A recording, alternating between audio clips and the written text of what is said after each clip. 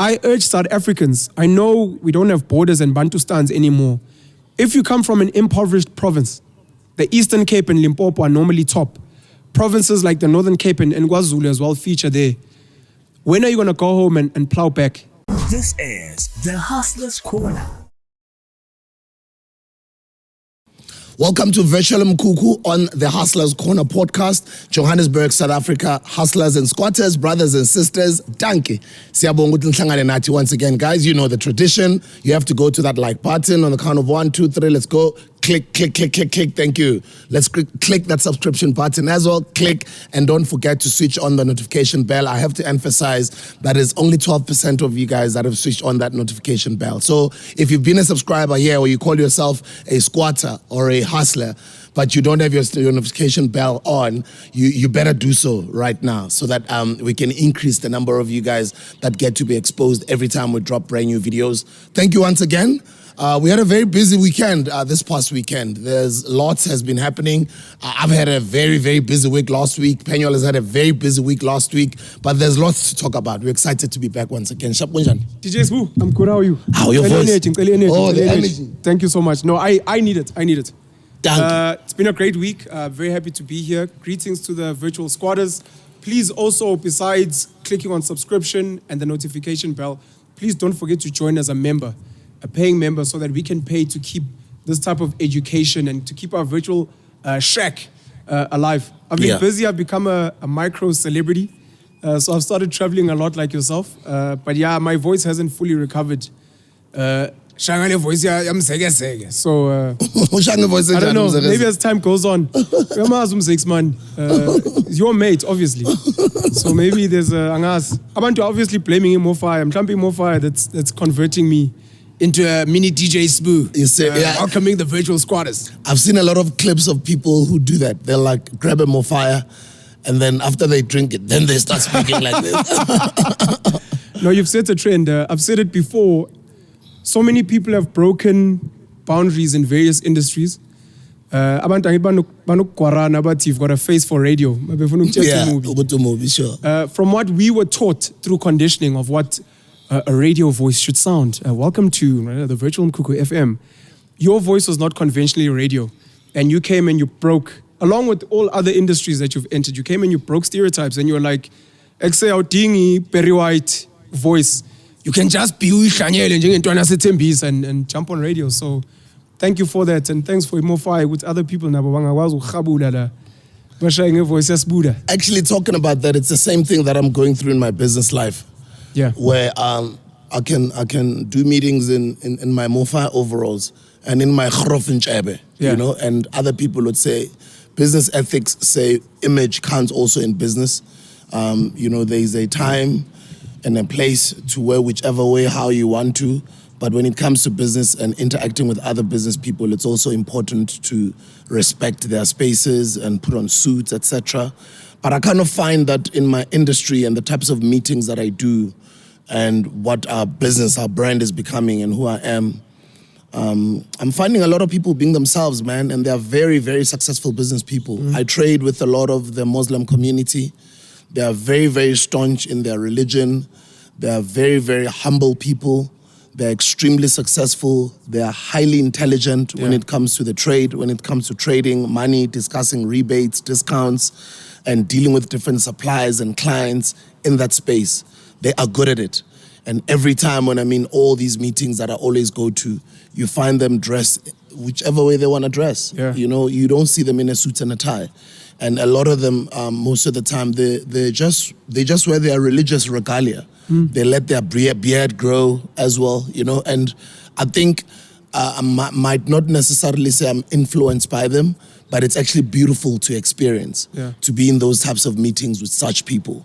And then also go and do retail meetings. Now I'm talking about the wholesale and cash and carry space, right? The informal market space. And, you know, the type of work that we're doing there. And then you also get into be in the retail space. The retail space then is run mostly by corporates. You know, you'd be in Cape Town at the Engine head office. You'd be at the Fresh Stop head office. They work with Caltex. You know, you'd be at the Pick and Pay head office or the Spa head office. It's a different environment there.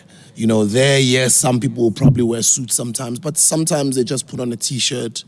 So, you know, knowing what you bring to the table and just being comfortable in your own skin sometimes makes you understand that nasese intwana sakula and wanting to impress and what we thought business was. Yeah. When you are right in the thick of it and having been doing it for so many years like I've been, it's not even a lot of years, but at least to be where I am right now, it's not as sophisticated as it is made out to be. Sure. Yeah, so people can be themselves, and I'm not wearing overalls or not combing my beard because I'm trying to disrupt or I'm trying to become disrespectful.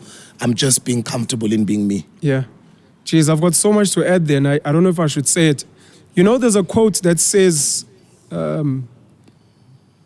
you believe that people that wear suits and white shirts and ties are rich until you find out that they actually work for guys wearing t-shirts and jeans. Part of the decolonization project has to be in African people in particular being comfortable with who they are, which is what you're doing, being Usonchebe. Sure. And a representative of the beard gang.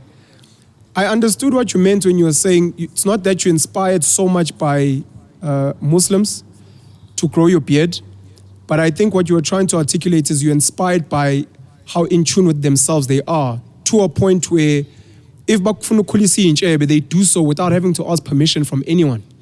Then they're watching the same movies we watch, Wolf of Wall Street and whatever, and they're like, oh, this is an inspiring business. I'm going to copy that business, but that doesn't necessarily mean I need to change who I am just because I'm in that business. Weirdly enough, when you look at some of the most powerful people from a business perspective, the Muslims, the Jews, in farming, Actually, so it's almost a natural thing and transition that you're going into being yourself. Growing your hair,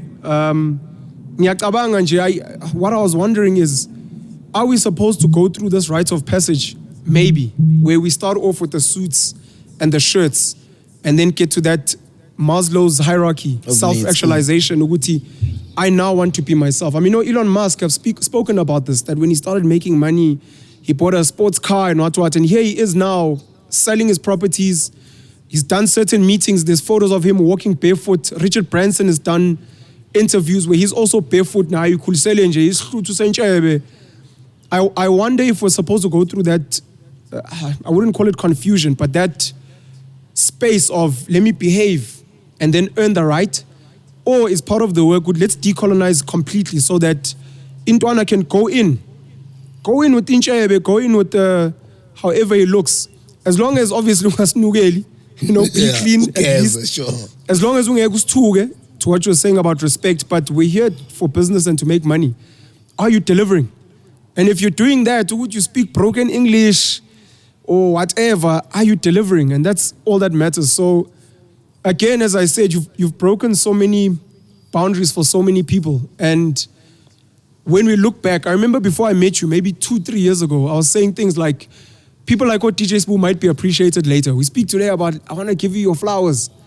But some of the deeper aspects of what you're doing, it's not about more fire. It's not about it red, it's about getting comfortable with who you are. It's about doing business in an African way. It's about not being scared of what the world will say. And the things that we maybe celebrate today might be surface level things, but there are deeper things. Usbuda went and created platforms like the Hustlers Corner and Virtual Mkhukhu. Yes, it was to bring great guests and slag and his food, but he was showing us that education can be decentralized and taught from a conversational perspective. And we need to appreciate just that. I found myself, overall, wondering. I went to a gala dinner in Cape Town. I was at my 3rd gala dinner in 2 months. I went to a gala dinner in Cape Town and my brother borrowed me a suit and a formal pants and no kick and bobos. I felt so uncomfortable in that. It's part of the reasons I left banking. Imposter syndrome. I was like, I don't want to be here. I don't think this is me. Here I am, fast forward years later, having to borrow a suit and a shirt.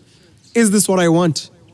How do I feel? Am I disrespecting? At the last one now this week, Emarisbeck at DUT, I went as I am. Sweater, sweatpants, wearing the same Adidas that our squatters are always like, "Man, and it's constant thoughts and conversations I have to have with myself. What am I doing? Who am I trying to be?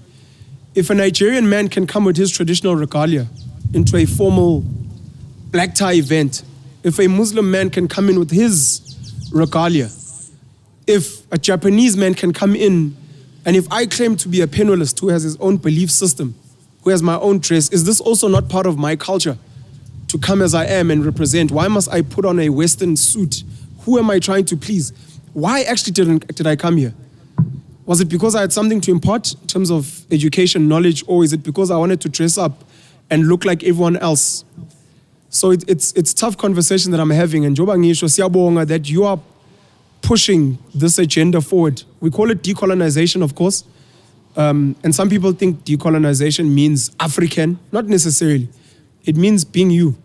And if being you means I'm happy with Tinchebe Yami, I'm happy with Islutu Sami, I'm comfortable. We've got about Dr. Lwazi Lushaba in Cape Town who are also pushing on with this is just me. Forget, he's trying to look African. I'm not. I'm trying to look like myself. The same way, Mkhukhu Kaki, Lihambela with the Mafel schooner, is not, I'm trying to look like a farmer. No. Trying to look like me. This is me and I'm happy. So thank you for that. And I'm hoping you'll share some of your experiences and more of your experiences and what you're experiencing in business in particular. That's where we learn. Yeah, and it's a beautiful thing, Penuel. I think the journey that we're walking, some of us are teaching. Yeah. You know, that's why we are never phased, whether we're dragged on social media. We actually even get more excited. Yeah. That at least our being creates teachable moments. Whether it's about hugging trees or whether it's about he's let his hair grow or whatever. People are always just talking about our journey, how we look like. All of those type of things, I kind of feel whatever you comment on social media, you are expressing what is in your mind. And I like it when sometimes it gets that louder type of a voice. You know, obviously, everybody likes clout at some point, but it's not like I'm out there searching for clout. And you don't need it. I don't need it. And I kind of feel is exactly what you're saying. I don't need to be appreciated later, but I kind of feel I have to just live my purpose.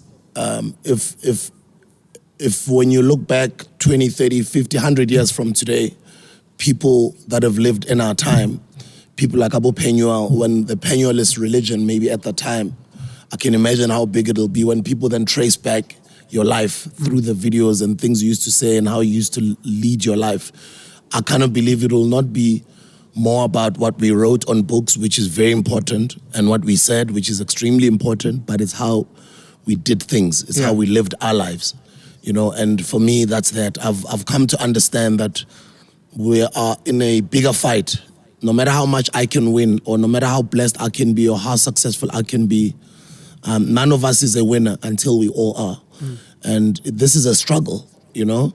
And you choose to make your money, get out of social media or post once in a while, travel, go overseas or move out of the country, just go enjoy your life. Or you choose to, you'll write books about your journey, you'll give talks, you'll write articles and share it to the newer generations. About Steve Biko did that. Or you can choose to use yourself as that example, where I will live it, I will take the ridicule, I will be a living proof of being true to myself and what we can become or what we can be. And I love this journey that I'm on of building. I'm in a journey of building, and I've been at it for the past decade. Because before a decade ago, I was in the mainstream media, I was working for other people, I was always waiting for calls, for bookings, waiting for endorsement deals. I was blessed. I've had a great career, I've had a lot of those. I've made a lot of mistakes, but I've also had a lot of successes. Fast forward to now, and people will talk about, you used to look nice, you used to dress like this, and that's fine, but that's the old me. You know, I'm older now, and this is me now. And I'm not asking you to appreciate me the way I am, because I appreciate myself the way I am. And my daughter appreciates me the way I look and the way I am. But I also do know that you watching me, and even if, and to me, I'm even talking about people like yourself, people who are living in this time, who are intentional about what they're doing and who are aware we are fighting a bigger fight that other people as we are living, they might not understand what's going on, but they will understand later. We hope that at some point our contributions would be learned from. As I'm saying that I don't need to be celebrated or to be admired or whatever, but I just hope there are some people that are learning from people like us. And I do know that there's a lot of them, because I bump into a lot of them that say, yo, guys, for me, since I subscribe to your platforms, Penuel, it's like wherever I go, I'm telling you. Welcome to my life. Nizolo, I was in Witbank. By the way, shout out to Bishop Joshua Maponga. We had a great time. I saw him after I hadn't seen him in many, many years. The first time I saw him, I was a DJ Smooth. Releasing albums back in the day, sure. And his message to me was just so foreign. I just couldn't understand and what he was saying and what he was talking about, although I could feel his passion. Yeah. I understand him now better than I used to back in the day. And it was great to see him after so many years. He has also grown in his own right, delivered an amazing speech. Actually, me going there and finding him there, I felt like a curtain raiser. It was beautiful. And I was actually even glad that Amachitang Fage beforehand. And shout outs to the guys at Chilanati. It's a Kawash and Chisanyama joint, owned by Ujon. And I was dressed by these guys, Veps from Witbank. This is local. Beautiful. How dope is this? Beautiful. It's a beautiful brand. They do jeans. They do it's a full clothing brand. Doing some amazing work. The quality in here from here, I can see it. Even this little tag. It's beautiful, bro. Absolutely beautiful. Their clothes are amazing. I'll put the link in the description. Click, it'll take you to their social media. They're based in Witbank. They deliver everywhere, all over the country. They were dressing me and they were a part of the event. Men's Clinic was part of the event. I think Coca-Cola was part of the event. Schweppes, a whole lot of other people. It was packed. It was a real men's conference. Sure. There was not even a single woman. Jeez. I'm telling you. Wow. It was a men's conference. It was beautiful. Everybody kept on asking me about you. But coming back to the point, because I tend to digress a lot. Siyafunda mfethu. Sinibukele la, just ukubukela nje ishow yenu kuphela. It seems like and somebody says, I've been watching you guys since just the past 3 months alone. Yeah. It feels like I've missed out on a lot of books. Yeah. I can just imagine if I had been watching programs like what you guys are doing since and how far I would be in my thinking right now and how much smarter decisions I would have made in my life. And then brings me back to this thing, wow. Sometimes we might, and I never take it for granted, but we shouldn't. Not even a single ounce take what we're doing for granted. 100%. A lot of people are learning from it. A lot of people are watching us. Hey, Penuel, we are watched even by like 14, 16-year-olds. Yeah. All the way up to, I'm a timer actually. I've got people who are like 60-something. Yeah. Who are like, gents, well done with what you're doing. I've gotten pictures of parents sending me pictures of their children, watching with their children, and saying, we want our kids to be mentally liberated now, and you guys are doing amazing work. I've gotten old white women that watch our shows, and they're like, yeah, Penel, jy en Sbu, julle doen baie goed werk. And you're like, yo, thank you, Mkhukhu. It's amazing. I wouldn't know. And I've said this before. I think we had Mandisa on the platform, Mandisa Mkhukhu, the political activist. And I was saying, you'd be surprised at how many white people, we live in a very racially charged country, how many white people need mental liberation. And they need, might be a white boy working at a nice investment firm who's clean shaven and bumps into this virtual Mkhukhu.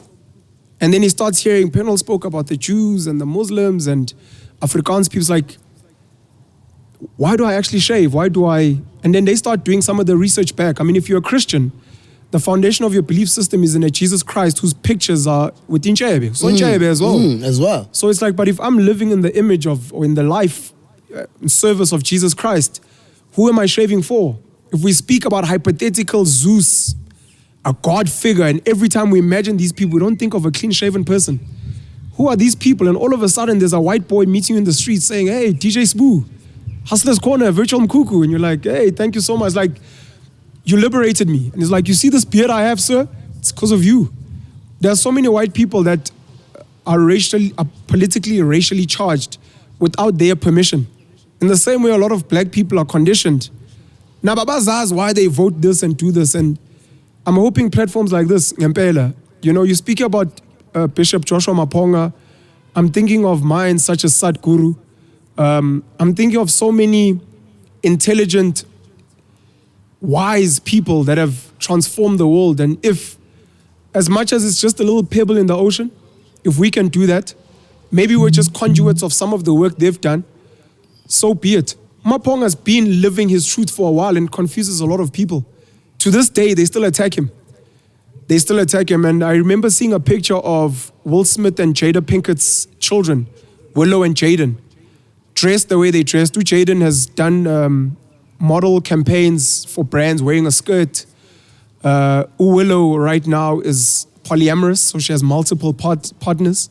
She is gender fluid, I think. She's bisexual. She dates boys and girls. And a lot of people have a lot of criticisms for the kids. You know, I think they've gone through vegan phases, etc. Very critical, of course. It's very good to be critical. It means your brain is thinking. But someone said, what if Willow and Jaden represent free thinking children? And the reason we criticize them is because we've never met and seen free thinking children. And that's why it's so uncomfortable in us.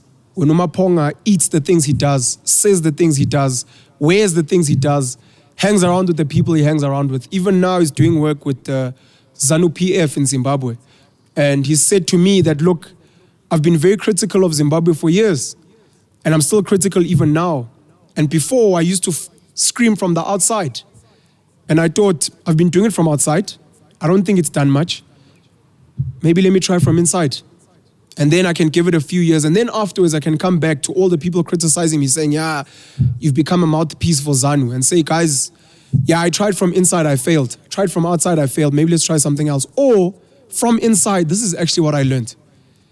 And it was only because I was inside that I could start doing certain work from Zimbabweans. And I don't know if we can touch on Zimbabweans for a little bit. Yeah, we have to. And by the way, he said I must greet you. Thank you so much. He's a father and an older... I've got all these old men that counsel me, like yourself. Well, at least when you're like an older brother, Sure. Some of them are old enough to be my fathers. Yeah. But I speak to them like an older brother, and it makes me feel amazing, and it gives me the sense of responsibility, because I believe every man, well, man and woman, but specifically for men, since you speak about the men's conference, every man and woman at all points in their lives, and we need to make this a culture, we need to make this second nature. At every point in your life, you should always at least have one mentor and one protege. That means there must be an older man who has walked paths you haven't walked, who is guiding you and counseling you, and you have to be doing that for at least one young person as well. Obviously, it could be your father and it could be your son. That's brilliant, but make sure that you always have that. And I've constantly been in the space of wiser, older men, more experienced than me, and I constantly try and find younger people to do that for as well. So I'm very thankful. Sankofa.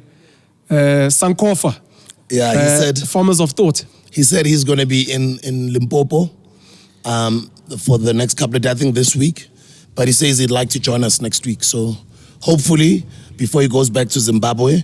But yeah, I said I must pass his regards. He says he watches what we're doing. We're on the right track. We're doing great work, liberating young minds out there. So I'm looking forward to us sitting down with him. And I like the fact that you guys have even a stronger relationship. So I'm looking forward to having the bishop. And you know, a lot of people have been asking for him. Like, yeah, he's been owing us, you know? He's been owing us a sit down for months. So yeah, you can go in on Zim. Sure. I'm glad you mentioned Limpopo, because my departure point was actually going to be Limpopo. Yeah. The MEC of Health in Limpopo, Dr. Poppy Ramathuba, trended last week for addressing what we'd like to now know as a Zimbabwean patient in one of the hospitals there. It may be in Bela Bela, I stand to be corrected. Speaking about the strain that South African public hospitals and clinics are under with illegal foreigners in particular. I think most of the legal foreigners, at least the ones that I know, I come from Rhodes, where a lot of the Zimbabweans there come from deep money. A lot of them have medical aid, they use private healthcare. So largely illegal foreigners, not just Zimbabweans. So This mustn't be about Zimbabweans, Mozambicans, people from Lesotho, people from Eswatini, from Botswana, from Namibia, SADC, and other countries, or Malawi, Zambia, etc. We won't speak much for a whiter population because it's a minority, and it's always difficult for us to identify a non-South African white person. We get criticized a lot, some of us. You speak about foreigners, you speak about black people, and you're like, we're a majority black country.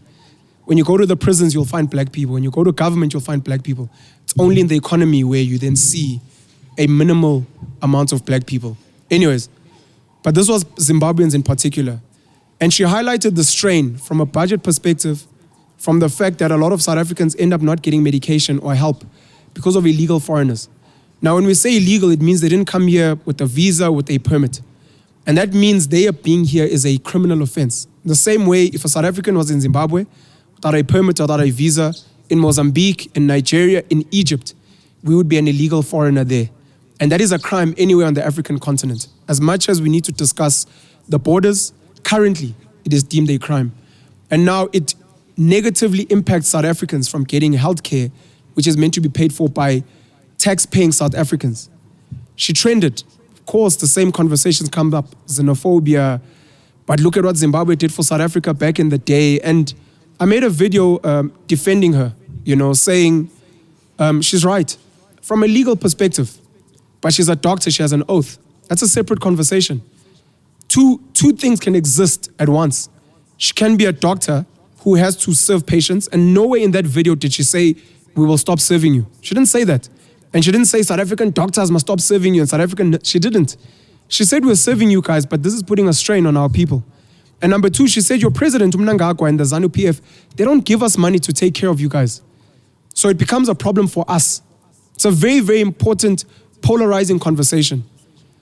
People are like, yeah, but she's part of the politicians who are not looking after their board. Yes, that also as another truth can exist along with some other truths.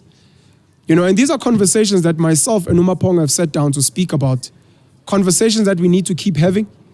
And I think I just wanted to touch on that. Just Zimbabwe, leadership. And if the politicians are not going to have these conversations because of whatever advantages they get from them, we need to start creating platforms. It can be a men's conference like the ones you guys have. And I'm happy that, I think this is the second this year, Shisanyama that I'm hearing of hosting educational conversations. Ugutu ikawa Shisanyama, you're a platform that people come to. Add education to that. If we need to have a relook at CODESA, at the Constitution, rediscussing the borders, rediscussing who should be here in South Africa and who shouldn't.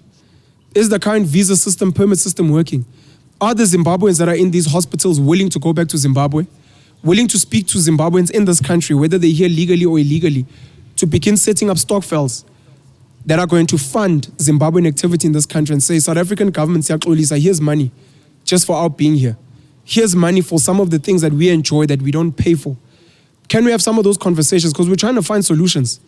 Some of us. We're not just trying to bash, go home, what. We're trying to come up with solutions. And if the politicians won't do it, if the business people won't do it, maybe some of us can start looking into something like that. And we can hold hands, whether legal or illegal, to solve some of those problems. And if it means some of us need to go to Zimbabwe and speak to Zimbabweans there and say, guys, we hear you guys are struggling. And maybe Abo Tabombege and the guys back then defended ZANU in various ways. Maybe we can have this conversation almost outside of politics. Some of the solutions have to come outside of politics. If we feel the politicians 5-10 years later are not doing what they meant to be doing. So, yeah. And I think I just wanted to mention that. And I also heard that in South Africa right now, some Zimbabwean permits are expiring. Yes, end of this year, Dr. Aaron Motsoaledi, who used to be the previous Minister of Health and is now the Minister of Home Affairs, they've been extended. They've expired before, I think a year or two before. Then they extended the expiration. And now they're saying end of this year. And my guess politically, because these are mostly political conversations, there might be a further extension. But they're just trying to put pressure on the fact that these permits were issued at a very unique time. They were special permits. They weren't meant to be forever. It's like, there's riots, there's looting, and you come into my house. You shouldn't be here. It's private property. But you're scared of ukubulala. Sure. It's fine. Kodwa manje mhlambe the riots have decreased. Things are better. We are ningini. Hayi ngobubi, but ngesihle ukuthi at some point you must refine your dignity and rebuild your home. Yeah. So they call ZEPs. Aaron Motsoaledi is highlighted as well that it's not just Zimbabwe. I think there may be people from Lesotho as well. There may be people from other SADC countries as well that are on special permits, and we need to have some of those conversations which fall under political literacy as well for some of us. And Zim, I miss you guys. I was in BYO beginning of this year. I thought in June I'd go back for the exhibition that was taking place in BYO and then go back again to Harare. But I haven't. And I'm looking forward to going to Harare before the end of this year. So get those invites coming. And this time I want to come back with Penuel. So maybe after we have Mr. Maponga, maybe he'll invite us. I really hope so. I owe Zimbabwe. I've been owing Zimbabwe visits since 2004. I've got so many friends. Since 2004? Yo, I've got so many friends from Zim that I went to varsity with in particular. Some I've done business with. I've visited my friends in Eswatini. I've visited friends in Mozambique. But I haven't been to Zim, and I feel bad. You love it. So I owe a lot of my friends their visits, and I just owe a visit to Zimbabwe. Yeah, Zim is well. incredible. Very, very humble people. Very intelligent people. Very intelligent Extremely people. educated Shout out to Bob Mugabe and his educational system. Yeah. Probably the best on the continent, Zimbabwe's education system. I want to end this Zim thing on one note. I got dragged a bit on Twitter last night. In the same way that some South Africans are telling Zimbabweans, go home and fix your home. Stop running away. It's your home. Go fight for it. If you claim to love it, if you claim to have superior education, if you claim as Zimbabweans you have land and resources, go home and fight for your country. I urge South Africans, I know we don't have borders and Bantustans anymore. If you come from an impoverished province, the Eastern Cape and Limpopo are normally top. Provinces like the Northern Cape and KwaZulu as well feature there. When are you going to go home and plow back? Because it's easy for us to point fingers and be like, yeah, but I'm a South African, I can be wherever. There are Africans that are saying, I'm also an African, I can also be wherever. Don't tell me because of colonial borders I can't be here. Don't tell me to get a piece of paper. Because that's the same argument that white people are giving you. Yeah, but this is my grandfather's land. Where's your paper? And you say, I don't need a paper to tell me that my grandfather lived here. Some Zimbabweans are saying, we are Africans in Africa. Don't tell us that we shouldn't be part of one of the biggest economy, maybe in Johannesburg, just because of a piece of paper given to you guys by white people. It's a sensitive conversation, but my point is, in the same breath that we're telling them to go and fight for their country, make sure that you're also plowing back into your province. It's one of the reasons people love Jacob Zuma, the ex-president of South Africa, because he decided to build a homestead in Nkandla, where he comes from. And we've seen ex-presidents, or Thabo Mbeki or Nelson Mandela, not necessarily going home to build compounds there. We're not saying they should. Everyone should do what they want. My whole thing is just, where you were raised, give back somehow, especially when you've made it, become smarter. If the least you're doing is making videos like this and saying, for the people of where I come from, this is the education. If you guys want opportunities, I can get you guys education opportunities. I can get you business opportunities, but let us uplift where I came from and make it a better place. It's a beautiful thing, and inspired by last week's episode, that's exactly what I was saying at the men's conference to the entrepreneurs that I was speaking from the business perspective. There's a lot of entrepreneurs there, a lot of miners as well, a lot of very, very successful people. Yeah, Witbank is a malahleni, where the code is. Bangitshela bathi wena sibu njengoba uhlela unyathelela unyathele phezulu kwelahle bathi khona ilahle la ngaphansi kwakho bathi thina siphila la ngaphansi and bathi sicela ukukutshela ukuthi uluza imali ebhaya grand ukuthi uzwakale sicela ukuzokutshela ukuthi thatha imofaya uyifake ku a different container, because we're not allowed to go with this underground and we need this. We drink this like crazy and we need that energy. So find a way to get it into a soft container somehow, because there's 55 mines here in Witbank, Sibusiso. And it's in abanye siyancanywa imofaya, sincanywa nje sibukuphela siyancanywa mara asikhona ukwehla nayo lenzansi.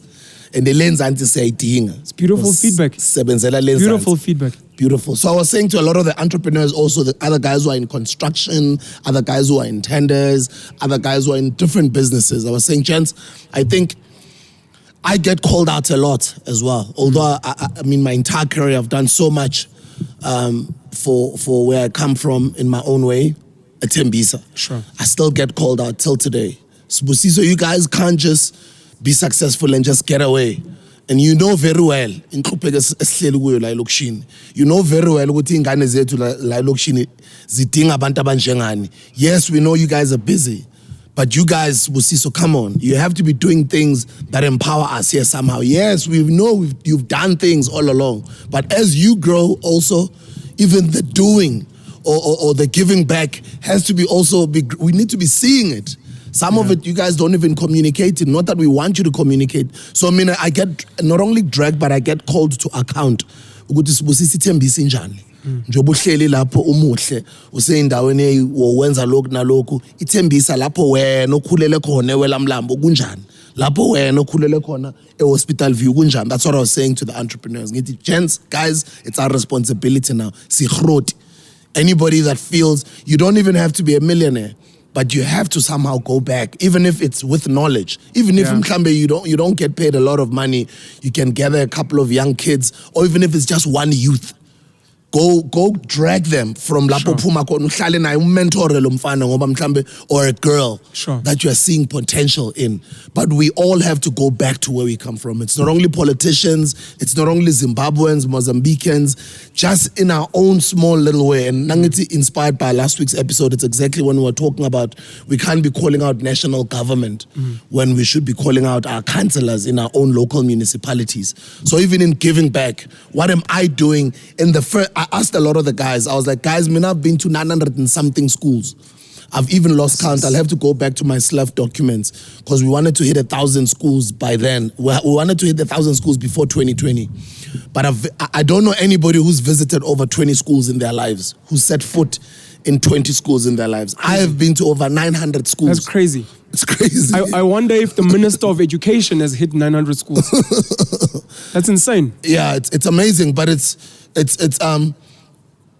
yes, I've done that, but it's still not enough. What am I doing now?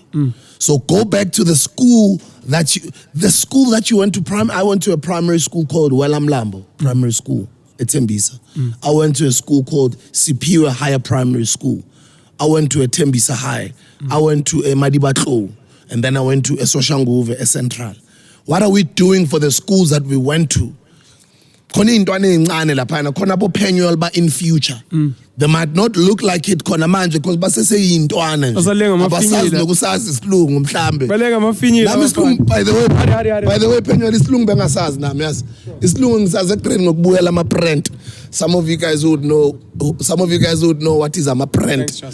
Ngokubukela ama print ngokufunda ama newspaper and yes esikela but isilungu thina sometimes bebathi unprepared speech. Leope. Uphakamisile mara Amen. So that school, when you were that kid, remember there's many more others that are there right now, those kids. When last did you go to that school? When last did you go to the high school? Yes, it's good to donate shoes. Yes, but when, guys, are we giving back to where we come from? So it's a good point. Yeah, I want to say this, speaking about schools, let me first give a shout out. I went to Chelmsford Primary in Fairley in Newcastle Coloured neighborhood. Then I went to Newcastle Junior Primary, called Busy P. I went to Newcastle Senior Primary. I went to Newcastle High School. Newcastle High School. And then I went to Rhodes University and the University of Johannesburg.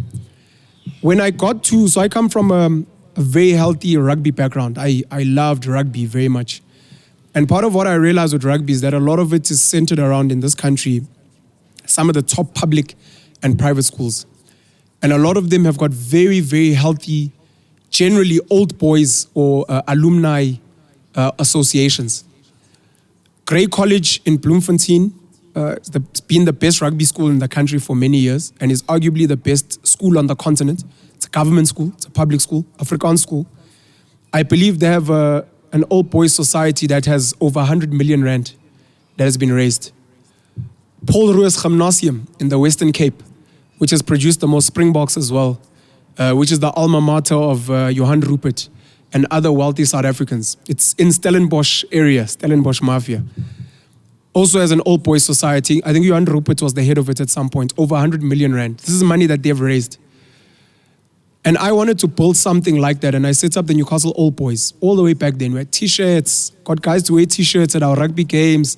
Itabi, Magdalene, Newcastle High, and Neferam, where my sister matriculated.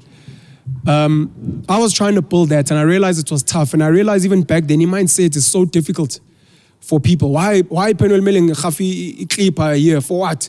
Ngakho school fees mos. Indabi school fundraising on its own.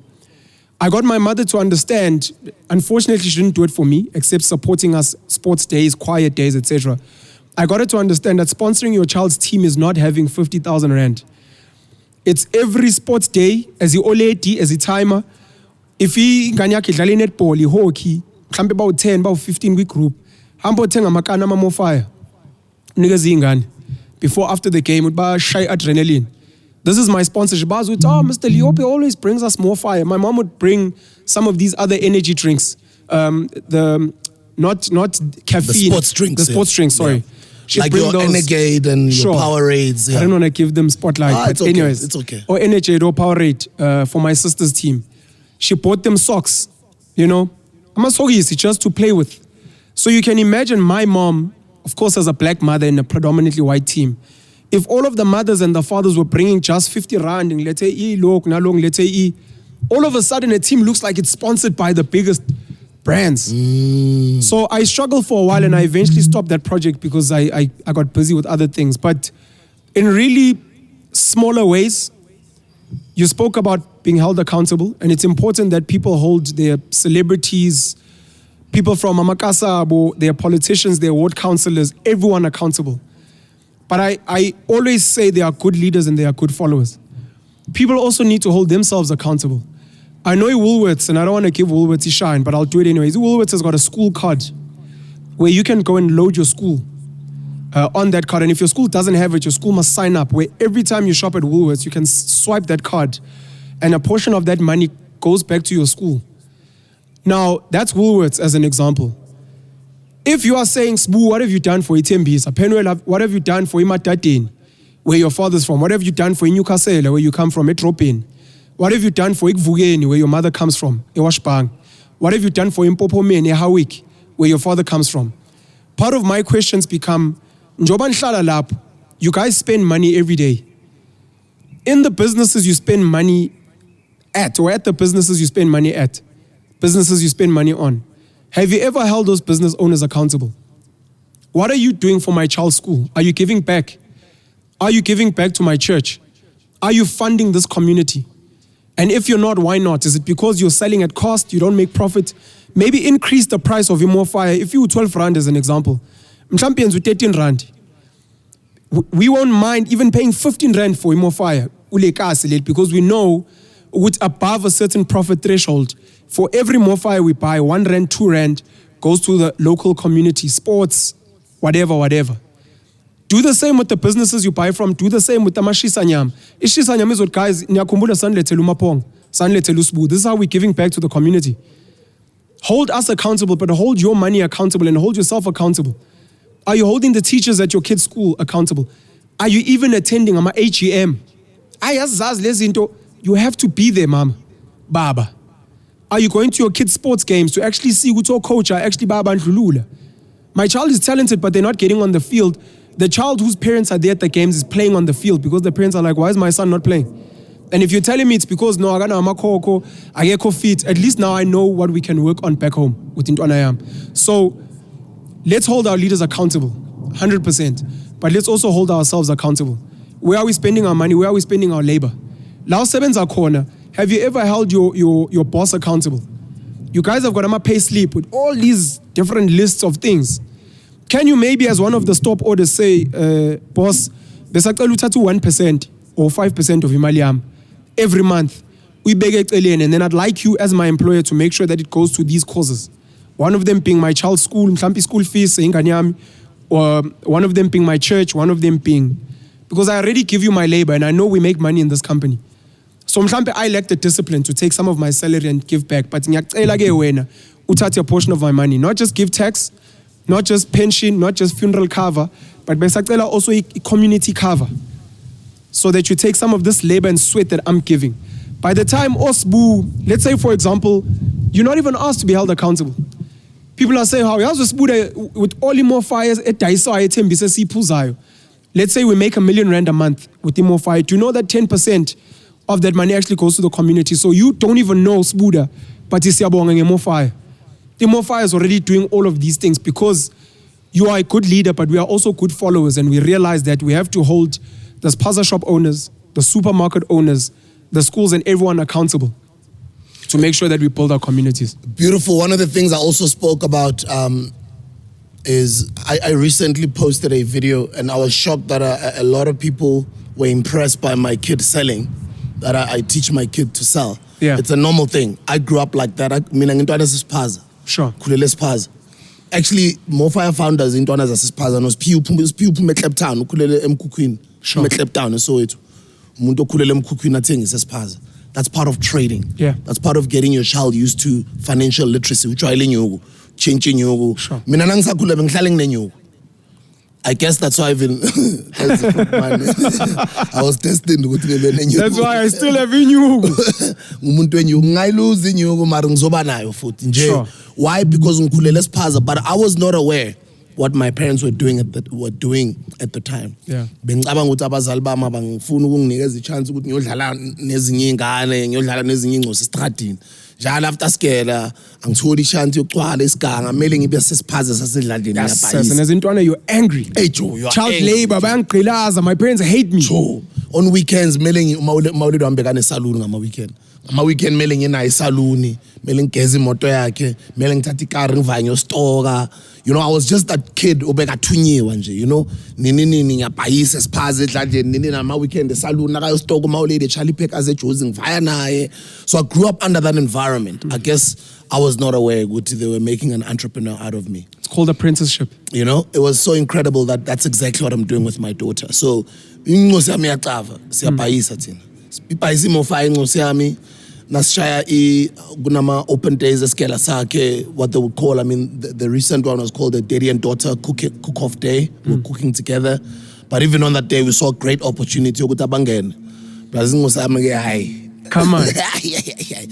But why am I teaching my child ukubhayisa? Ukubhayisa teaches confidence. Yes. Ukubhayisa teaches umuntu ukuthi akhona ukuzikhulumela. Yes. Ukubhayisa teaches umuntu ukuthi angasaba abantu. Ukubhayisa just does something to a child that no school can teach. Financial literacy. The most important one being financial literacy. So anyway, that's one of the things I was talking about at the men's conference, Namajansa with Bank. Bafethu, yes. Silana namhlanje. It was beautiful, man, to walk into that men's conference parking lot. And then double cab vans. Sure. The first thing I said, I'm proud of all of you. Monaki van. Yeah. Yeah. Because I saw a lot of double cabs. I was like, yeah, no, these are real entrepreneurs. Machita Spana, you know. And I was saying, gents, sibonile sonke ukuthi sikhulele amalokishini ukuthi khona itime la kasithabiso or khona ubaba umnguni or ubaba umthethwa nakashona. Will the children take over the store and make it a success? Because Nagapora, hardly 3 years is even a lot. That business dies with him. Why? Because of the succession plan. Guys, let's not only hold politicians to account, let's also hold ourselves to account to pass on generational wealth.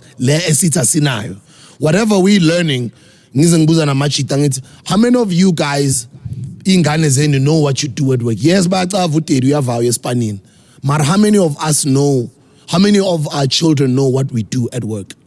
There are some meetings we don't know something final. We don't involve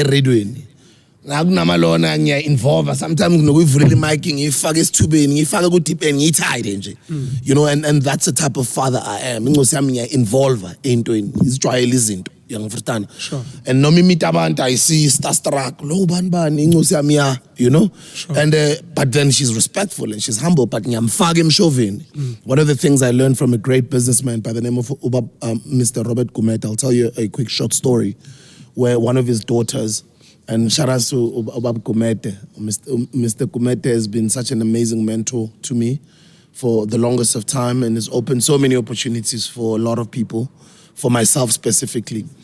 And I've been very privileged to be invited numerous times to his house.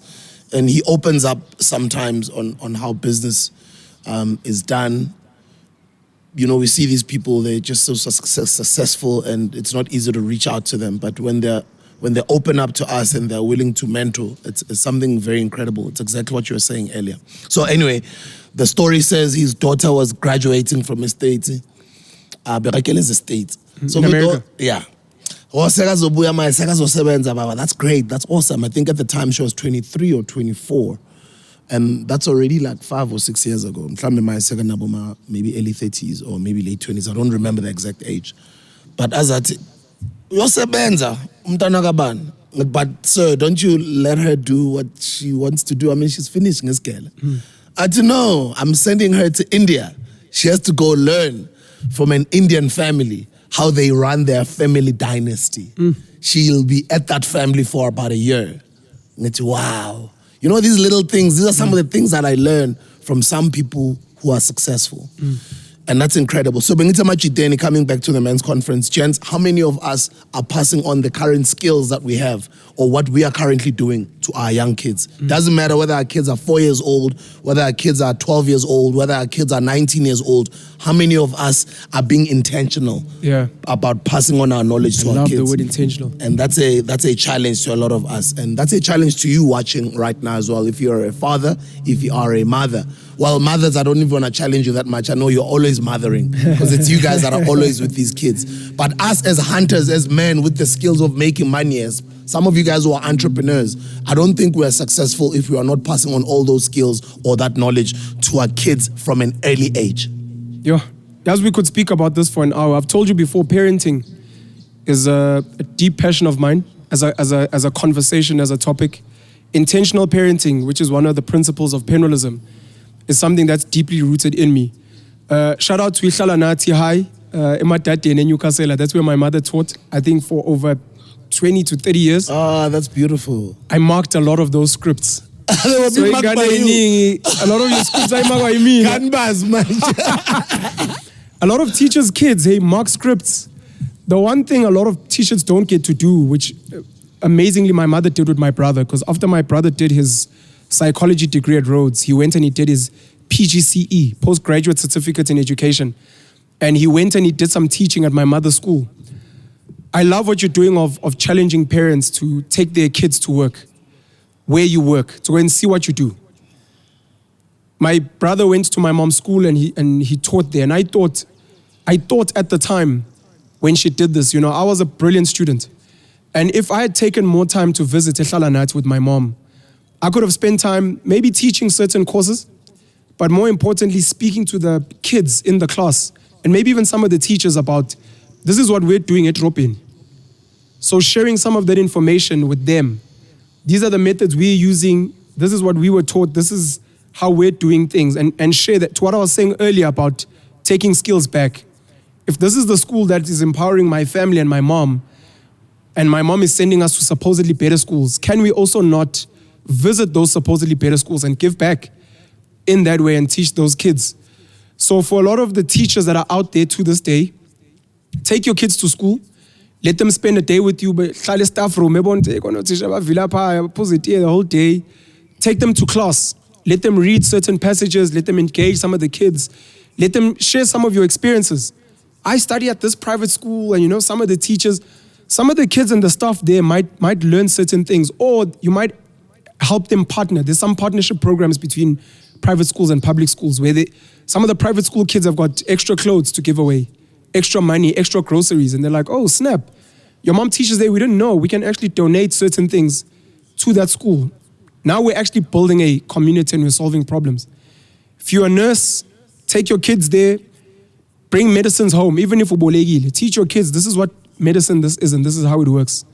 If you're a police officer, when your kids are at the right age, take them to the shooting range to learn how to shoot guns. Teach them a process, how to fill in an affidavit properly, how to write up a case report, how the police structures work. What is a lieutenant? What is a sergeant? And teach your kids that, because we've said before on the virtual Mkhukhu, black tax shouldn't just be money.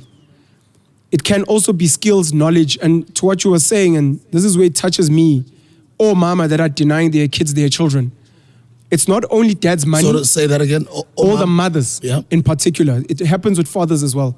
all the mothers that are denying fathers access to their children. Oh, denying fathers. Sure. You're not only denying daddy's money, that's always an easy one. Yes, you're also denying daddy's skills and information and knowledge. So dad might be a genius, you know, and the child is now learning, you know, my dad actually knows this. Oh, my dad is so smart. Dad's network. So dad's network might have money, might have information, might have opportunities. Where I work today, it's because I'm working for my father's friend. I'm working for mom's whoever. Because you opened your child to that. And also just a little story I'll share as well. Shout out to Robert Kumete from Mbombela in Mpumalanga. And I can't mention Mr. Kumete without mentioning the now Mr. Kumete. Sim dope. Thank you, bro, and your family for allowing your father to become a father to all of us in business. You do know, Skulu say time alako. So, Sim dope. I can imagine the great things that you are doing right now. I haven't seen Sim in a while as well. Sim is the guy, the firstborn, I think, yeah. Beautiful. Sure. Beautiful. Robert Kumete, who brought Rick Ross of Vala an entire stadium. I was there.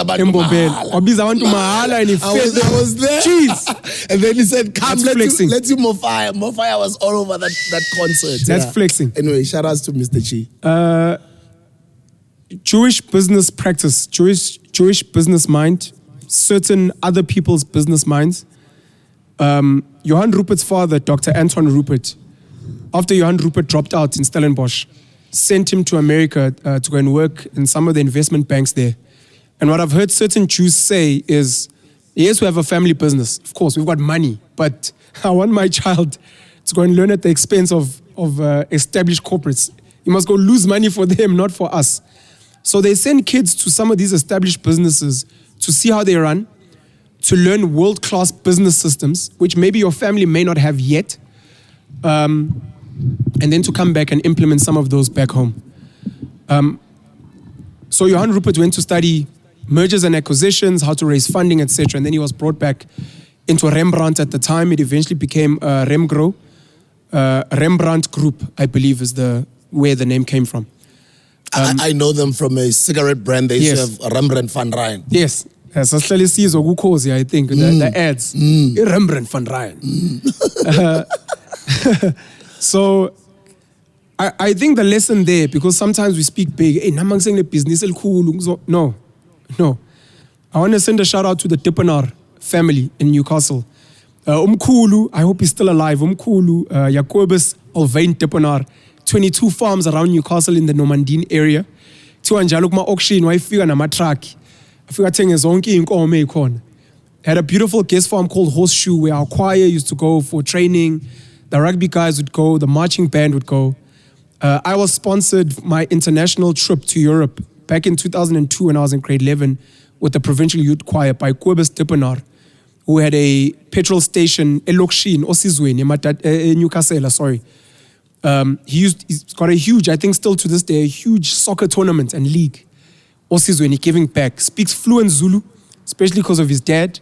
So he sponsored me to go overseas with the provincial youth choir. My lesson there, because I I was in school with his daughter, Jana Dippenaar, had a brilliant another daughter, Marna Dippenaar. Son, Kamalakwagu Sipo, this white Afrikaans boy, you Sipo. Yaku would always go to the farm on weekends after leaving school, and I spent some time visiting with him. This is what I'm trying to say. We speak about these big business people, Robert Kumete sending his kids to India. There are successful people in your family, in your community that you have access to. Could even be your employer. If you can send your kids there, regardless of race, you see that. I mean, if you've got a good relationship with them, can my son come and work in the warehouse, in the wholesaler? He'll do stock taking, he'll come and lift and pack. And when you're if you're maybe smart, they'll let you do some of the financing, whatever, with some of their kids. But this is DJ Smooth's daughter, you know. She doesn't have to pack here. She come and work in the office with us. Another amazing family that's opened themselves up to me. They didn't know me from above, so I'm a nobody. The Jamaluddin family, one of the wealthiest families in Newcastle, if not Northern Natal. Another family is the Patel family. Shout out to Ahmed, young guy who's legacy running his grandfather, because his father was a pharmacist or is a pharmacist, running the grandfather's farm, does Bonsmara cattle, does construction with his uncle as well. These are families that have opened themselves up to me as a black boy. Not because my father's politically connected, not because we have tenders, not because I'm a celebrity, not because we're rich. Just because they respect me, they say, you're interested in learning. You're curious. You want to come add value, come through.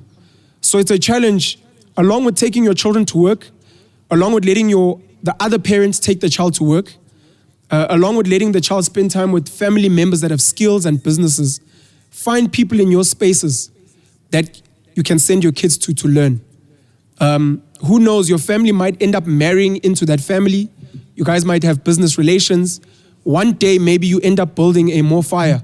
And you go back to these Indian wholesalers back in the day. We've got Value City and North City in Newcastle, the big wholesalers there. Yeah, shout outs to them. They're my clients. Yeah, they stock more fire. So you end up going to those families and you're like, I've built a beverage. I'm from Newcastle. I went to Newcastle High. I studied with your daughter or your son. Maybe at St. Dominic's, at Ferrum, at Lincoln Heights, at St. Oswald's. I'd like to come and stock. They're like, no, Newcastle boy, come. We'll happily stock you.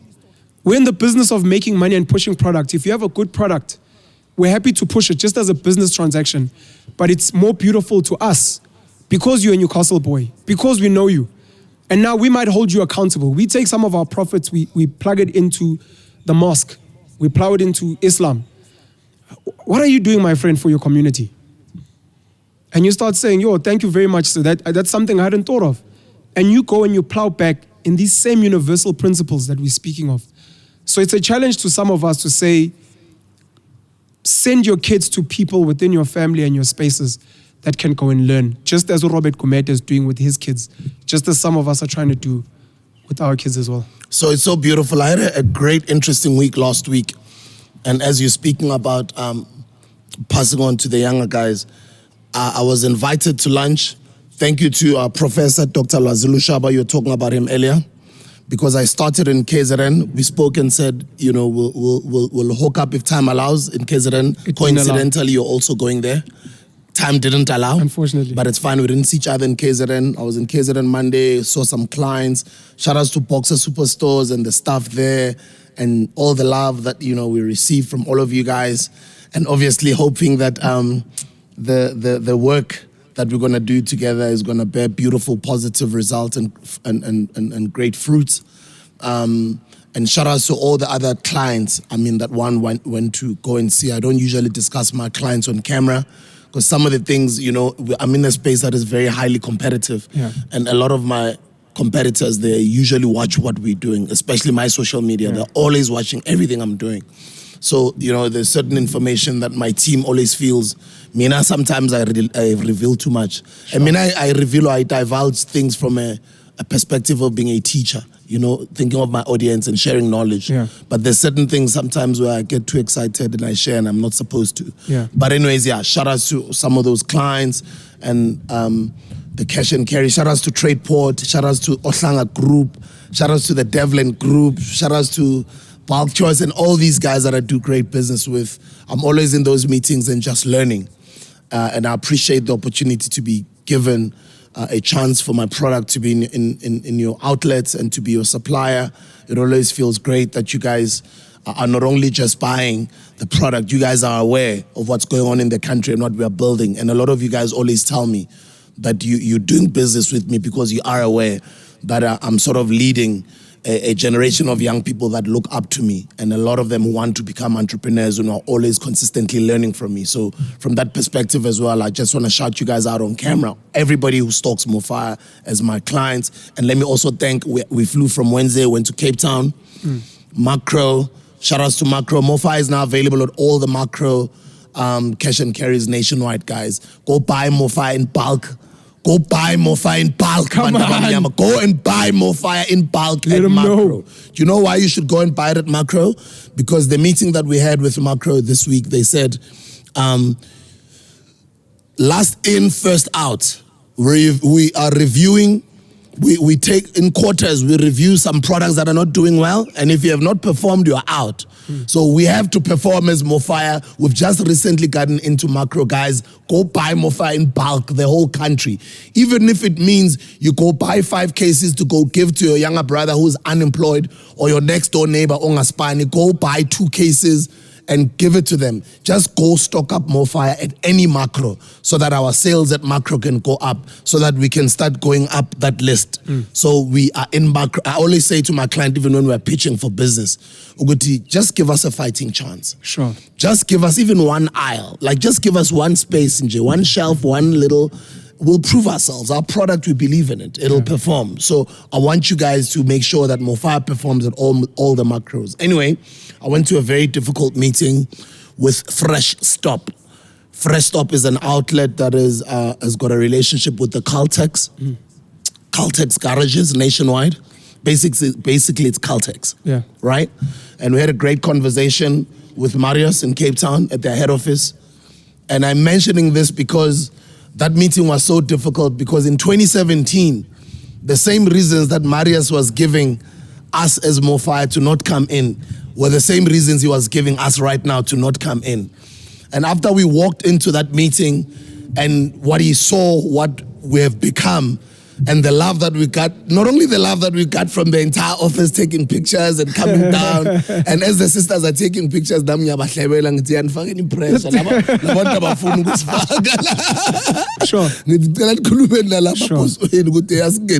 you know. And thank you to the staff, because the staff also even had to come into the meeting. One of their bosses even said, Kolubanban needs to come in. I forgot the lady's name. Who is this guy? Do you know this guy? Yeah, this is DJ Swoo. Jeez. Oh, okay. Do you know his product? His product, it's Mofire. He's got an energy drink. You know, little things like that, where an employee in a company makes a difference for the boss to make the final decision for my product to go in, so that I do not only feed my family and my kids, but I continue to inspire and keep the lights on in my company. It's those people that you sometimes make videos and you talk about when you're talking about ordinary government employees, that as an individual you can make a difference. 100%. But that lady can walk in there, but she can say, I don't know him. Yeah. Or she can say, yeah, I know him, but... And then that thing can literally kill a deal on the table. Meanwhile, the deal was already almost sealed. But just, little things like that. Sometimes I kind of felt, as and as we're growing with Mofire, I'm seeing a lot of people who are asking for more information. Sbu, reveal a little bit more of some of the things or the experiences that you go through in these boardrooms. And I've always just been, because of the same reasons I was telling you earlier, I never show, the business side of, yes, I show the business side, but I don't really show what goes on in the boardroom or share. But anyway, I kind of feel now I must start sharing a little bit more. That's why I have to speak about Marius and give him his props, because in 2017 he said no. Even now, as we're about to have that meeting, he was saying no. And we're like, no, we're not going to go back to Joburg. We are going to have this meeting. We insisted on going to Fresh Stop.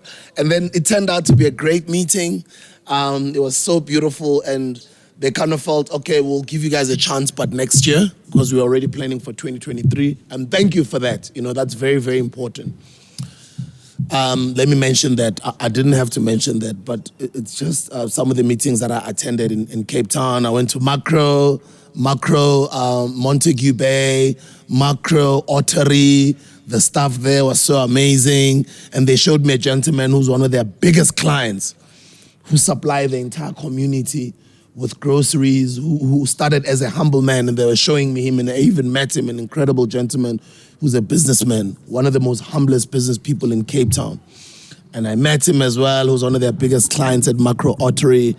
And big as he is, they just go on and on about his humility. Yeah. Over the years, with all of the successes that he had. I won't even say the numbers on how much of a big client he is for Macro and how well respected he is. And he's just an ordinary man.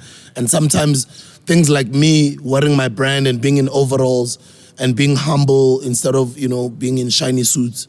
When I see businessmen like that, I feel a bit better. There are people like this who are still humble to still wear overalls and be workers. Yeah. But anyway, and then I was invited to lunch by Dr. Lwazulu Shaba. We ended up speaking about my younger brother, Urorisang Musedi. And then he was shocked that Urorisang was actually my brother. he was head of the SRC at some point.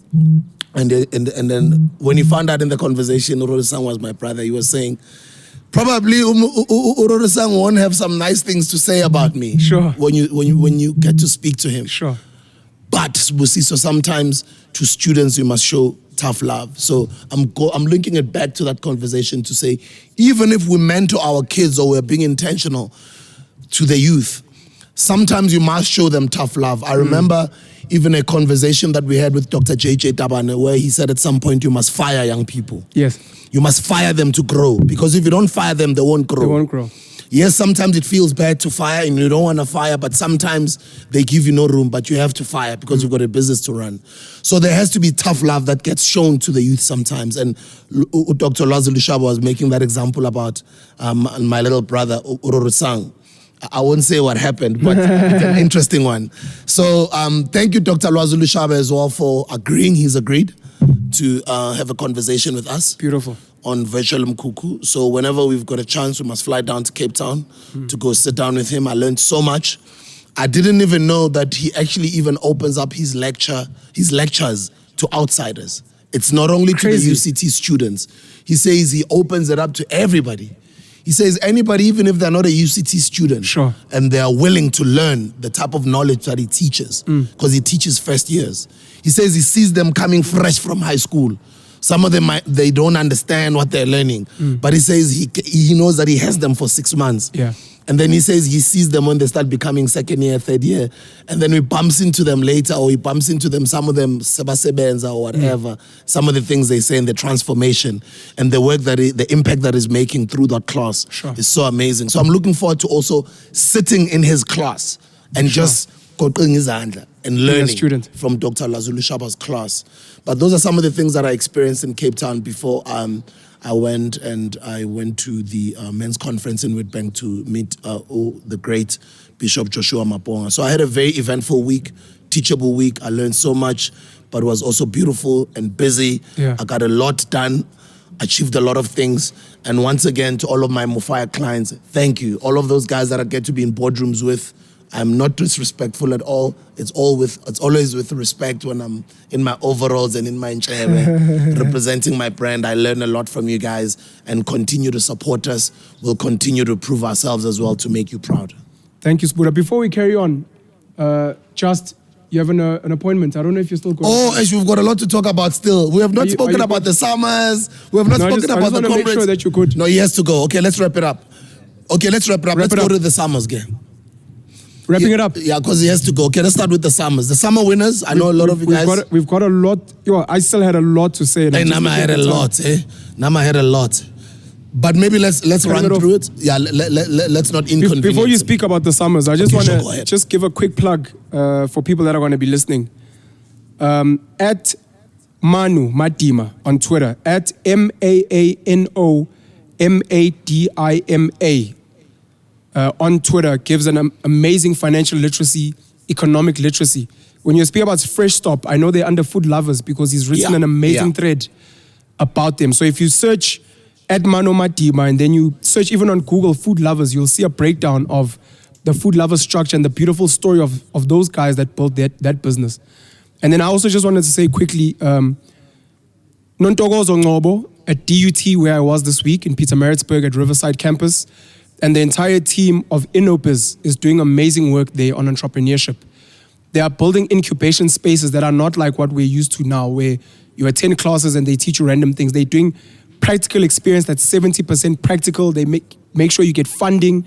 They make sure that your business goes out there and it makes money. And I was there looking at the work they're doing and I was speaking to some of these students. So I just wanted to say that quickly about the week that I'm in without unpacking. Please may you continue. And shout out to people like Abo Reyes Corp who are doing similar kind of work. Yeah, Ellen Reyes at Reyes Corp as well. And is it Pablo Petidis? Pablo Petidis, I think. Album of the year, African electronic dance music, San El musician. Ghetto. Let me see. Sanele is amazing, by the way. Shout out to him. I want to go straight to the winners, man. Oh yeah, the winners are here. Best rock album, Steve Lowe, Headlights Dream. Best pop album, Souvenirs, Jeremy Loops. Daba machita bazongitshela ukuthi uzositshela ngama rock la wena sifuna piano. Of course. Actually, you know what, guys? You can Google the Zero. summer winners. Yeah, right? Zero. But we just like to say congrats. I don't want to put it that way. To all the summer winners. We'll try and make sure we I have had a more whole time list, next yeah, time. 'cause But now- a huge congrats. And I think on the challenge is on our social media platforms. We'll give a shout out to the summer winners. I'd like us to give a shout out, and I'm going to make a personal video. I wanted to speak about it today, but I'll make a personal video on Penuel the Black Pen. I ran the Comrades Marathon. That's in what I 2015. wanted to ask you about that. So I you ran ran the it. Comrades 2015. I ran the Two Oceans Marathon, 56 kilometers in Cape Town. 2015, I've done the Soweto Marathon. I've done a couple of other marathons. So I'll give a shout out to the winners. I saw from the men's side, the top 5, it was men that won. On the women's side, I think the first South African winner was the third runner from the females. There was a Russian athlete that won first place in the women. I want to speak about what's happening with Russia, Ukraine, and the fact that some Russian athletes couldn't come and compete.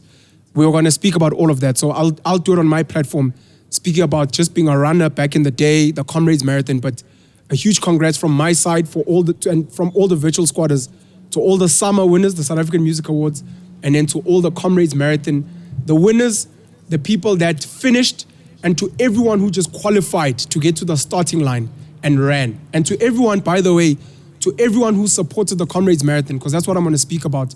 The people on the sides, it's the most amazing race in your life. Everyone on the side becomes your biggest fan. There's no race, there's no gender, there's no politics, there's no anything. Random people on the side of the road open their homes to hose you down, to feed you, to give you a place to sleep, to give you I just thought of a medication. video that went viral. Amazing. Went viral last year. Ipara Jelly, I think Belis Pumela.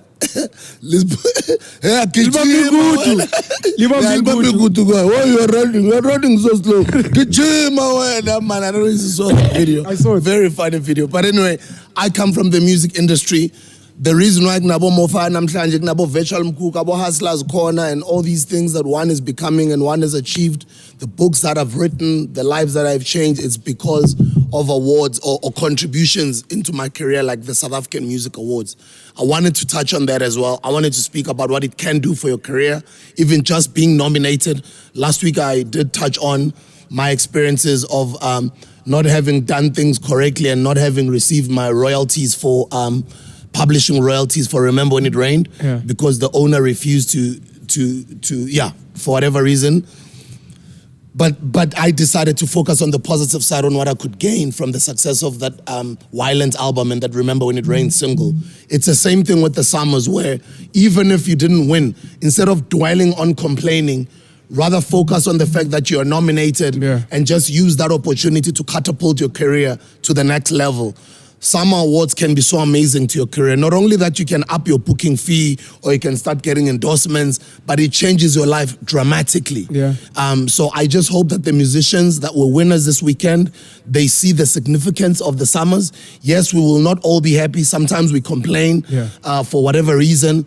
But from the positive side, take that award or that nomination or that experience to use it to fuel your career to the next level, because it can do great things for you as a musician, as an artist. Music is the most amazing tool that you can take yourself to the highest places in the world if you are smart and if you are a hard worker.